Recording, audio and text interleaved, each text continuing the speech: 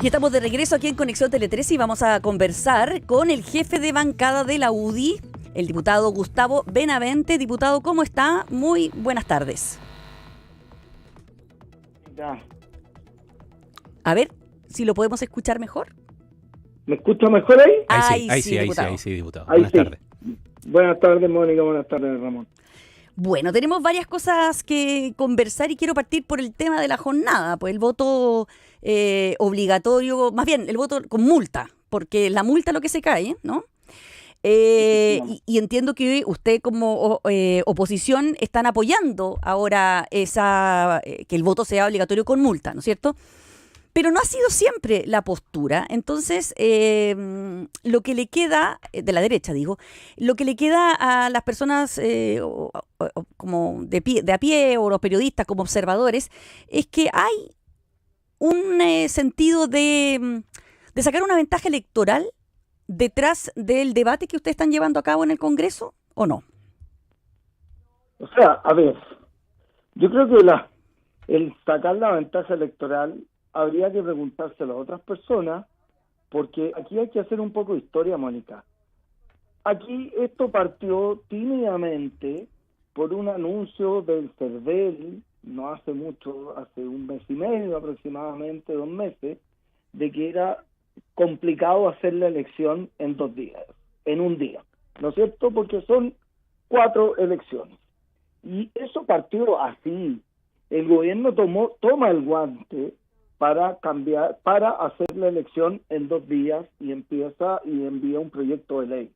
Pero posteriormente en la tramitación aparecen indicaciones de bancadas oficialistas que le quitan la multa al voto y así se termina en definitiva aprobando. Es decir, aquí la ventaja electoral, primero creo yo que habría que preguntársela en parte al gobierno. Nosotros no hemos querido cambiar las reglas del juego para esta elección a 3 o 4 meses de ella. Queremos mantener las mismas reglas del juego que han habido en los 2 últimos procesos eleccionarios, que fue los 2 últimos plebiscitos. Sí, de tal manera que aquí me parece que quienes tienen que responder si esto es buscar un cálculo electoral, creo que en este caso son otros. Lo que pasa es que, diputado, sí, en ese sentido tiene un punto, en el sentido de que ustedes no han cambiado lo que venía siendo la línea de votación de las últimas convocatorias a votar, pero sí es verdad que incluso ustedes ahora se opusieron a la idea de legislar recientemente, y por otro lado hay declaraciones del propio presidente Piñera que en su primer gobierno él decía que no estaba por el voto obligatorio. Bueno, efectivamente. O sea, no ha sido como el pensamiento constante de la derecha.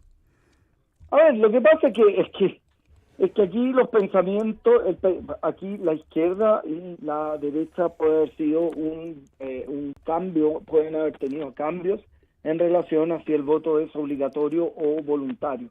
Eso es cierto, y cambio, si vamos a hablar también de volteretas, bueno, no hablemos de volteretas respecto al actual presidente, pero en definitiva creo yo, Mónica, que también a veces el voto obligatorio o voluntario a lo mejor siempre puede revisarse, y eso no es el tema.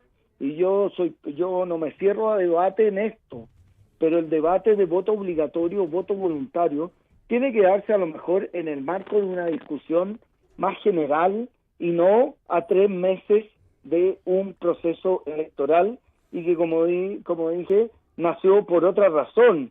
Nació para cambiar la elección de 1 día a 2 días, nada más. En mi caso incluso yo no aprobé la idea de legislar. Yo siempre he estado en contra incluso de hacer la elección en 2 días, en este caso. ¿Se fija? Pero claro, en el caso de hacer las elecciones en 2 días, debo reconocer que no había una postura única en nuestro sector, en la centro derecha o en la derecha.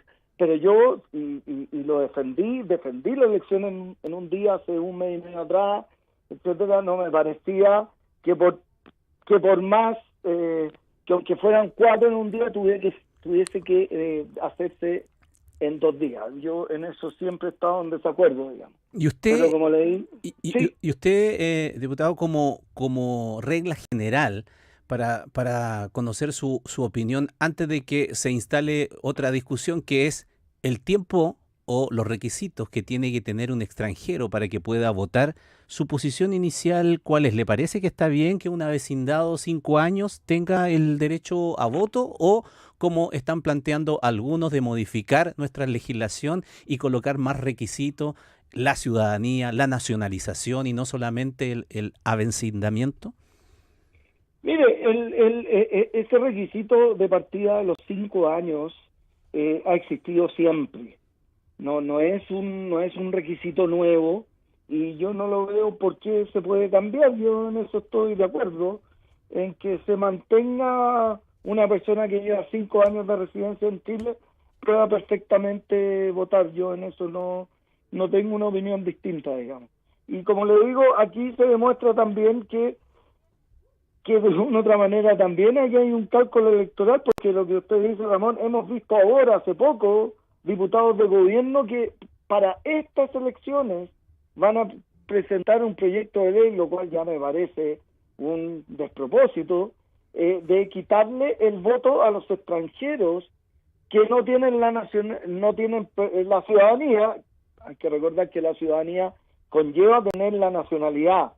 Entonces, quieren quitarle el voto a los extranjeros que no tienen la ciudadanía, aunque tengan 5 años de avecindado en Chile. Entonces ya esto se está tomando una verdadera anarquía, y de verdad que está debilitando, creo yo, la democracia. Ya, pero para usted es bien distinto, por ejemplo, cuando se le da el voto a los extranjeros avecindados más de 5 años en Chile, eran los años 80. Ha cambiado bastante la realidad de la migración extranjera en nuestro país. ¿Usted eso no considera que sea un elemento como para revisar aquello? Mire, sí, efectivamente ha cambiado bastante la migración en Chile, sí, pero yo no le veo, hasta el momento, no veo que las circunstancias sean diferentes en cuanto a que efectivamente que la migración ha cambiado, sí, y en eso sí, obviamente, eso es, pero yo no veo mayor problema en que el extranjero que lleve 5 años asignado en Chile pueda votar. En eso no veo ningún problema. Ya, esto se mueve, ¿usted cree con sinceridad que se mueve de acuerdo a las realidades políticas del momento? Se lo pregunto porque su sector, por ejemplo, fue muy contrario por mucho tiempo al voto de los chilenos en el extranjero, y en donde también se le acusaba, aquí damos vuelta a la historia, se le acusaba a la derecha de que hacía un cálculo político y no concurría con su voto sencillamente porque estaba la presunción de que el voto en el extranjero solamente iba a beneficiar a la izquierda o a la centroizquierda y no a la derecha. Pero terminó concurriendo, Ramón. Sí, mire, le vuelvo a repetir, yo no tengo problema que incluso lo que estamos conversando antes, el voto de los extranjeros que llevan 5 años avecindados en Chile, pueda revisarse. Para mí eso no es un dogma, no es dogmática la situación, no es ni siquiera de principio. Se puede revisar, pero revisarlo en qué contexto, en qué momento. ¿Cómo vamos a empezar a revisar eso ahora, justamente para estas elecciones que vienen?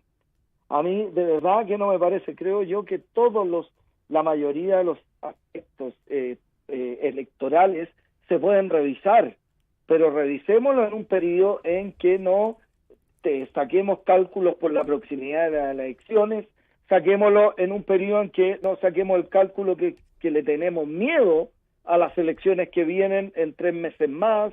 Ahí no me parece que nos pongamos a revisar esto, porque efectivamente la propuesta es más bien con una encuesta en la mano y no con a lo mejor una razón quizá un poquito más profunda.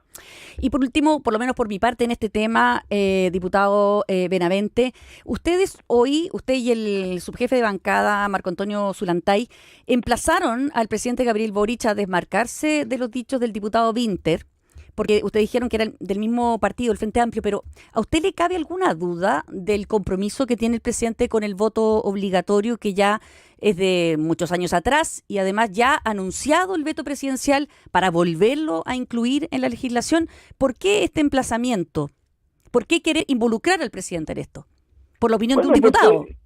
Sí, porque mire, Mónica, si aquí Acá una cosa puede ser a lo mejor una postura en los dichos del presidente, pero otra cosa distinta es en los hechos de sus bancadas. Y aquí, primero, la indicación que le quitó la multa al voto fue una indicación de parlamentarios oficialistas. Segundo, en el Senado también, y así la votaron los parlamentarios oficialistas en la Cámara. Lo mismo en el Senado, cuando el proyecto vuelve a la Cámara de Diputados para ser votado el informe del Senado, aparece este discurso del diputado Winter, que, a ver, el diputado Winter es un diputado de la bancada oficialista y sabemos que no es cualquier diputado, es muy cercano al presidente. Y vemos el discurso del diputado Winter y la verdad es que da para pensar esto, Mónica, y vuelvo a decirle, aquí el gobierno jamás tenía pensado hacer la elección en 2 días. Aquí fue el CERVEL, a mi juicio, yo en esto quiero ser súper claro, creo que tenemos un muy buen servicio electoral, pero creo que el CERVEL, quizá una manera un poquito, llamémosla, un poco elegante, digamos, en el mismo año de las elecciones, por el tema que las elecciones tienen que ser en 2 días, y el gobierno milagrosamente recoge el guante y envía el proyecto con elecciones a 2 días, que venía con más cosas. El proyecto no era un simple cambio de elecciones en 2 días, y aparece esta indicación de las bancadas oficialistas, respaldadas por las bancadas oficialistas, y le pone la guinda de la torta el delirante discurso del diputado Winter, el cual, como le dije, no es cualquier diputado, sino que es bastante cercano al presidente. Yo no quiero pensar mal, pero también da para pensar que aquí el gobierno tiene quizás un doble alma o quizás un doble discurso. En lo institucional, reponer el voto obligatorio, pero en los hechos y la realidad, a través de sus bancadas, van a insistir en el voto voluntario. A propósito de bancadas, para aprovechar el tiempo, le preguntamos otro tema. La jefa de bancada de Demócratas, Johanna Pérez, que lleva adelante esta iniciativa para juntar las firmas para una interpelación contra el ministro de Energía, Diego Pardo, debido a el tema de las tarifas eléctricas, ha dicho hoy día que hay 21 parlamentarios de la UDI que se comprometieron a firmar esta interpelación. ¿Eso es correcto? Sí, es correcto. La UDI apoya esta interpelación, no la va a hacer la UDI, es una iniciativa de demócratas, pero la UDI, 21 parlamentarios de la UDI concurren con su firma para generar la interpelación. Y eso es porque ustedes coinciden con la argumentación de que el ministro Pardo ha ocultado información, ha entregado mala información, o el fondo del asunto del aumento de la tarifa propiamente tal. Mire, nosotros creemos que la información que ha entregado el ministro Pardo no ha sido del todo exacta, y creemos que la interpelación es un muy buen momento para que el ministro Pardo vaya a la Cámara y transparente en primer lugar toda la información y nos pueda acreditar que efectivamente él no ha ocultado información, y si hubo información que él no sabía y apareció después, como un decreto, por ejemplo, que pudimos ver en la prensa, era información que él desconocía. Y también es importante determinar que la interpelación determinar todo lo que implica esto, que cuidado, que aún no conocemos las cuentas de la luz, solo se nos ha dicho un alza un 7,5, pero después hemos ido viendo que quizás el alza sea más dependiendo de los consumos más altos, más bajos, etcétera, por regiones, todas las variables, y en consecuencia es importante que se transparente bien esta situación, porque creo que las chilenas y chilenos merecen saberlo. Diputado, en ese sentido, lo que pasa es que usted dice, podría ser, bueno, ha dado algunos ejemplos, pero más concreto en relación a lo que usted cree que no se le ha entregado a usted, porque usted, por ejemplo, dice las alzas, pero yo misma he visto los cuadros que presentó el ministro Pardo en la comisión, son clarísimos de las alzas. Incluso ya hay un decreto que ya está publicado en el Diario Oficial, incluso donde se establece el número exacto de la primera alza. Entonces, ¿cuál es la información que falta? Pero mire, corroborémoslo eso con las cuentas con las cuentas cuando aparezcan las primeras cuentas. O sea, ¿usted cree que va a haber como una cosa distinta a lo que nos va a llegar que nos cobren? Yo creo que sí. Y además aquí también se tiene que exponer toda la situación, no solo el verdadero impacto, y creo que también aquí hay ministros que han estado un poco silentes en esta situación y que va a golpear duramente a la actividad. Le pongo un ejemplo: yo soy parlamentario, represento a la región del Maule, una zona eminentemente agrícola, y aquí va a haber una situación que va a golpear mucho a los pequeños productores, por ejemplo, de fruta, que tienen riego tecnificado. Les va a golpear fuertemente y con una variable aún más grave. Usted en la fruta no es llegar y, por último, trasladar el costo, su mayor costo, trasladarlo a precio, porque usted sabe que la fruta, el precio no es un tema tan simple de decir, bueno, mire, si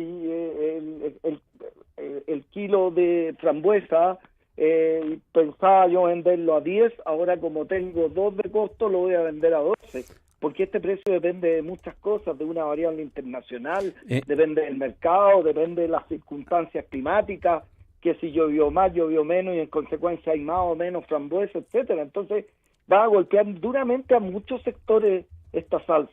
Una última consulta, solamente y breve porque se nos acaba el tiempo, pero para que se entienda bien, usted no es de los que está en contra de que se descongelen las tarifas, que es el tema de fondo. Usted está en el procedimiento o en la entrega de la información, y se lo digo indexado a un nuevo anuncio que hay en el día de hoy, que es que a partir del día domingo se sube en 20 pesos el transporte público y comienza a descongelarse. Entonces, estamos con la luz, estamos con el transporte. ¿Usted apoya al gobierno en esa materia o es crítico de esa situación que tendría que chutearla?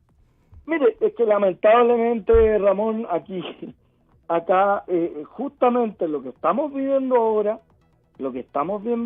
es producto de un congelamiento de tarifas el año 2019 y que las tarifas no se reajustaron hasta ahora. Entonces, más allá de que a todos nos gusta que las cosas no nos suban, ¿no es cierto? Pero hay cosas que lamentablemente tienen que irse ajustando. Y en tal sentido, la tarifa del transporte público va a tener que ajustarse, porque si no, también nos vamos a encontrar con una situación similar al alza de las cuentas de la luz. Aquí, Ramón, al final, esto es una gran lección para todos, y que a lo mejor todos podemos aprender de ella, es que a veces las medidas que parecen un poquito populistas pueden ser a lo mejor muy atractivas para el momento, pero en el mediano plazo todos pagamos costos altísimos por ellas. Muy bien. Gustavo Benavente, jefe de bancada de la UDI, muchísimas gracias por conversar con nosotros. Muchas gracias.